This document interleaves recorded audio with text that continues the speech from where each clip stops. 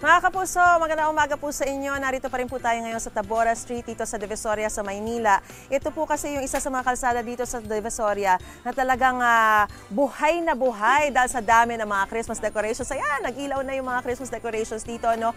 At saka, of course, marami rin po rito mga Christmas lights, mga panregalo.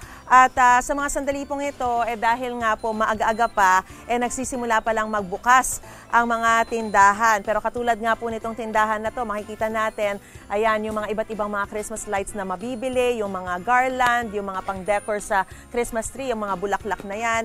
And of course, mabibili po natin ang mga Christmas balls ng 200 pesos for 20 pieces na po yan. Yung mga Christmas lights naman po, nasa 150 to 200 pesos po ang kada tie, no? Tsaka yung Christmas tire naman, o yung Christmas tree ay nasa 2,000, ayan, mga 2,500 to 3,500, depende sa size. May mga maliliit, may hanggang sa pinakamalaki.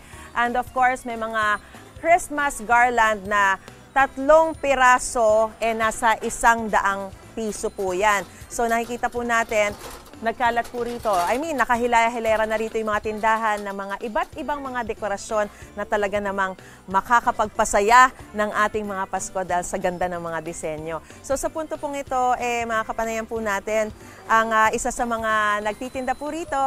Tay, halika rito. Kasi busy pa po si tatay sa pagbubukas ng kanyang mga tindahan. Dito po tayo. So, matanong ko lang po muna sa inyo, no? Kumusta na po yung mga namimili sa mga panahong ito? 2 weeks to go before Christmas. Marami-rami na po ba?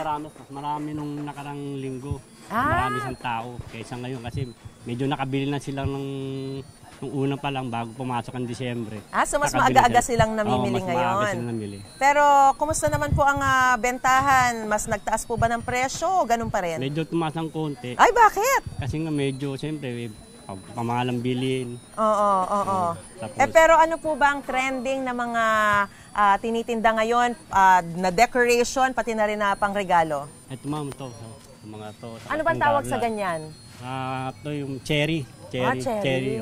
Ito yung garland na may design. Oo, maganda nga talaga siya, ha? Maganda talaga siya. Tapos mukhang saka mamahalin. Pangregalo naman, ang trending ngayon yung nakaset siyang towel. Nakaset. 130 pesos per set. Nakabox siyang kulay orange.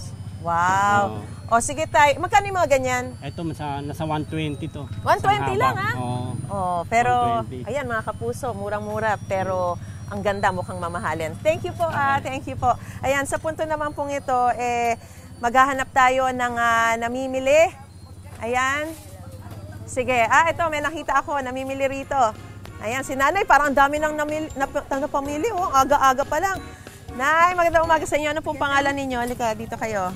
Lota na lang po, nickname ko. Lota. Opo, kumusta naman po ang inyong pamimili? Ano po ba ang binibili ninyo? Pang Christmas gift at saka pang mga candy giveaway sa mga bata.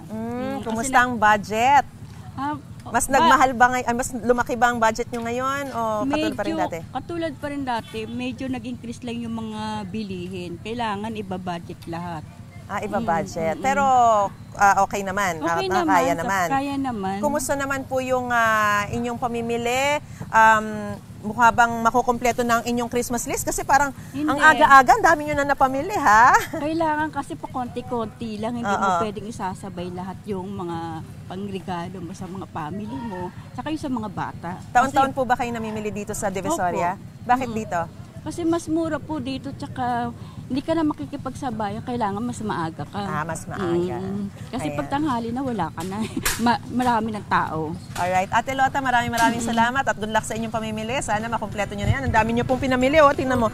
Meron po siya dito parang mga hairband pa, Mga uso, pang buhok. Tapos dito, meron pang balot, sa kung ano-anong mga pangregalo pa yan. So maraming pong salamat, Ate Lota. Ingat po kayo sa inyo pong pamimili.